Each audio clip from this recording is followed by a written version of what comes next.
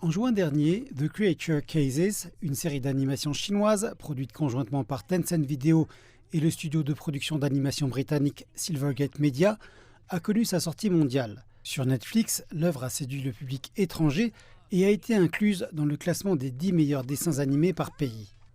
Je pense que le contenu pour enfants possède un avantage naturel parce qu'il est destiné à tous les âges et ne connaît pas de frontières.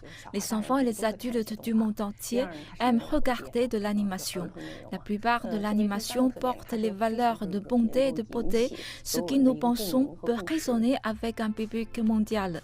Au cours des dernières décennies, les studios d'animation chinois accroissent leur empreinte mondiale en coopérant avec des partenaires internationaux et Tencent Video n'y fait pas exception.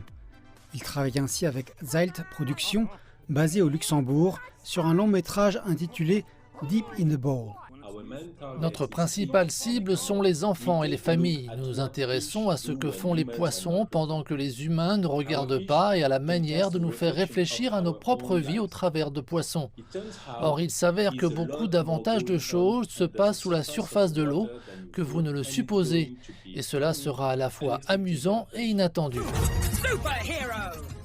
Par ailleurs, la série comique The Coop Troop, en coopération avec le studio 16 South, basé à Belfast, est également en cours de réalisation.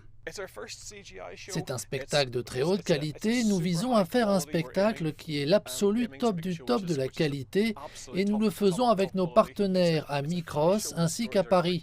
C'est une série drôle avec des histoires loufoques et ridicules et nous sommes impatients que le public puisse la voir lorsqu'elle sera lancée en 2022. Au cours de la dernière décennie, les animateurs chinois sont devenus plus expérimentés et la prévalence des histoires chinoises sur le marché international augmente. De plus en plus d'animations pour enfants provenant de diffuseurs vidéo chinois gagnent en intérêt mondial.